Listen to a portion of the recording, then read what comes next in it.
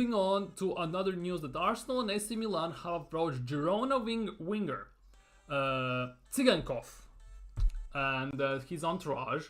Mikel Arteta is in love with the player, who has 30 million release clause and believes that he could fit perfectly into Arsenal's team. Now, Tsygankov predominantly, if I'm not mistaken, plays right mid, center attacking mid, depends on how you format the team. It's coming out of Spain, these reports. Obviously, every single player pretty much in Spain needs and is obligated to have release clauses. Some of them are very preposterous ones, like 1 billion release clauses and stuff like that. But overall, if you think about it, Tsygankov is not the oldest, to be honest, 25 years old, or 26, I think it was. He, for Girona, had quite a season. Girona, in general, quite had insane season, given how they performed this season, challenging Real Madrid for the title, in the end finishing third and gonna play in Champions League for the first time ever next season. And how it's gonna go, nobody knows, but it generally feels like they might get cleaned out, per se, if that makes any sense whatsoever, mostly because, let's be real, they finished third. Yankoto is gonna move back to City, mate. He got loaned out. Savio is already pretty much City player. Dovbik might get a move. Garcia kinda could move. And now looks like Arsenal definitely could be moving for another player as well. They have quite a bit of gens. Arsenal for some time were linked also with Garcia, who is the left back for Girona when we were in the defensive pursuit, which is also a very interesting one because we haven't had anything in a while for defensive left back. And that is kind of weird to me, I'm not gonna lie, given how we need that position to strengthen. It's one of our weakest sides. Arguably, it's our weakest side in the team because there were multiple interviews conducted during the season to managers and scouts for teams, and they said, if you want to get at Arsenal, get at their left side. Basically our left back, because Gabriel, it's impossible for Gabriel to cover left back and center back. So that definitely goes against us. So it will be very interesting to see how everything develops in this regard. But Tsygankov definitely caught me off guard. This news really caught me off guard. I didn't expect that one bit, and I'm not sure how he would do at Arsenal. It's another Ukrainian, obviously. He maybe can hold Zinchenko's hand, although Zinchenko might be leaving to Bayern Munich. So we'll see how that goes. But yeah, it looks very, very weird. We have been linked with Tsygankov. I didn't expect that one single bit. This is something that came out of the blue. And that would be a Mikel Arteta signing in a way. A random player nobody has heard of, almost nobody, has had a somewhat decent season, and he takes a gamble on. Because we have these players almost every single window under Mikel Arteta recently. We had that with Fabio Vieira. He came out of nowhere, still hasn't done anything on Arsenal, to be honest. Timber came out of nowhere, but I definitely believe in Timber more, that he's going to be a proven player. I think the plan is to play him at left back. It will be very interesting because he started left back as well.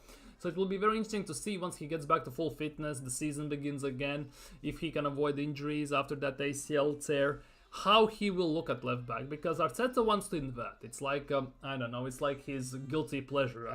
From left or right, that will be very interesting because during games we tend to invert mostly from one side, and this is very weird because at the time when Kivior was playing left back, when he wasn't that great run, we all knew that Kivior cannot invert properly. Let's be real, everyone knows that. And we inverted from the right with Ben White, and it actually worked like a charm at the time. We were destroying teams, we beat Liverpool, so we definitely went on an incredible run, and that will be the big one. What's gonna happen with that? But Tsygankov at Arsenal, I don't know what to think. I've seen him play. Obviously, Savio for me is much better, but he's going to City by the looks of things. I'm not sure what to think about Tsygankov. Genuinely not sure what to think, because let's check this. Tsygankov.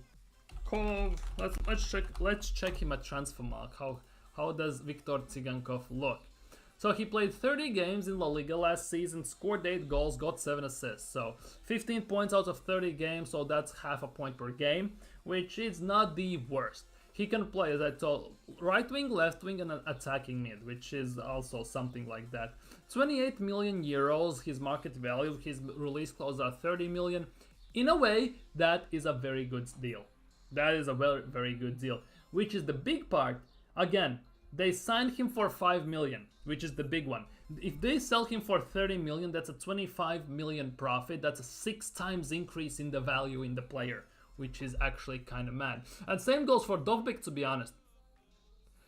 Genuinely, that is the big one as well, because Dovbyk could go for massive money, because Dovbyk is another player I would genuinely be interested in if Arsenal look at him at striker. Here it is, Artyom Dovbyk, also Ukrainian, so first things first.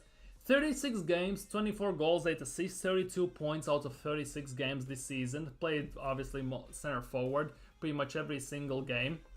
They signed him for 7.5 million from Dnipro. 7.5 million, and his value at the moment is 30 million. He most likely will go for about 40, something like that million. It will be very interesting. He will play for Ukraine definitely, and he's this Friday playing against Poland in the friendly, but he'll definitely play for Ukraine in a Euro, so that will be interesting to see how he plays. But overall, as another player, injury. Let's check the injury history for Artyom Dovbyk. As you see, he missed only 3 games this season, which is a massive plus. Muscular problems, 2 games, calf injury, 1 game.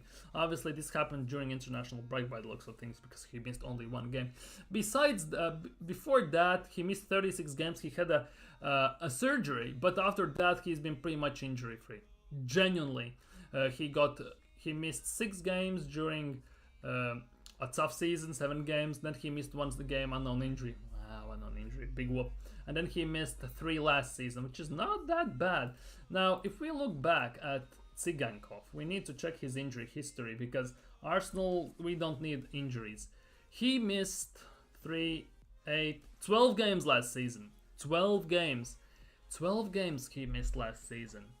And overall, he tends to miss quite a bit of games every single season. He missed 1 previously, then 3. Before that, he missed in 2021 season. He missed a whale of games, to be honest. He missed how many?